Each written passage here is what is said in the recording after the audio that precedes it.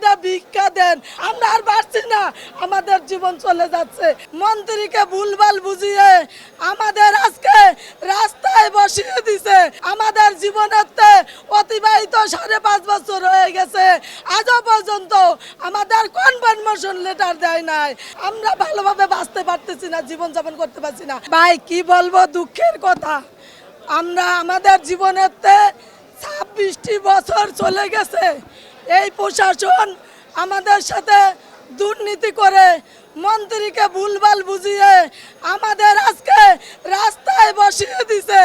আমাদের মা বোন মারা যাচ্ছে, আমরা অসহায় ছেলে মেয়ে নিয়ে দুঃখের ভিতর, এই তীব্র গরমের ভিতর আমার মা বোন নিয়ে ভাই বেরাদার নিয়ে আজকে আমরা এইখানে এমডি মহোদয়, এই যে আমাদের মন্ত্রী, এরা আমাদেরকে একটুও সহায়তা করে না।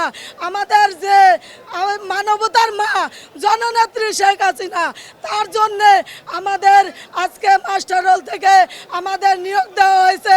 কিন্তু ওয়ালটন ফ্রিজ কিনে অনেকের মতো আপনিও হয়ে যেতে পারেন মিলেনিয়াল। সেরা পণ্যের সেরা অফার। আমাদের জীবনেতে অতিবাহিত 5.5 বছর হয়ে গেছে, আজও পর্যন্ত আমাদের কনফার্মেশন লেটার দেয় নাই। আমাদের নেতাকে বারবার হয়রানি করছে, নির্যাতিত করছে, নিবেশিত করছে। আজকে আমরা শেষ জীবনের মতো এ জায়গায় মৃত্যুবরণ করতে চাই, তারপরও আমরা কনফার্মেশন লেটার নিয়ে যেতে চাই।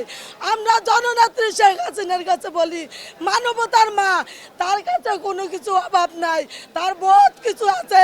সে আমাদেরকে একটুখানি আল্লাহ রাস্তায় চাকরিটা ভিক্ষা দেন, আমরা ছেলে মেয়ে নিয়ে জীবন যাপন করতে পারি, দুইটা ডাল ভাত খেতে পারি, যাতে আমাদের মতো নিবেশিত নিষ্পেষিত এই জায়গায় এসে আর এরকম বসতে না হয়।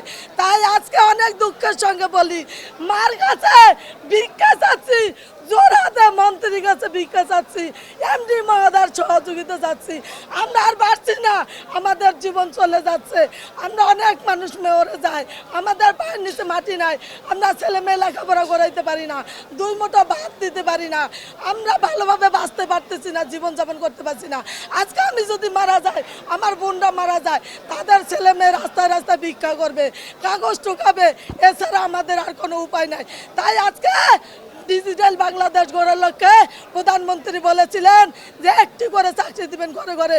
আমি আজকে বিটিসিএল এর কর্মচারী, আমি চাচ্ছি 1টি করে চাকরি আমাদের এই 1575 জনের চাকরি দিয়ে আমাদেরকে মুখে ডাল ভাত খাওয়ার তৌফিক করে দেন মানবতার মা।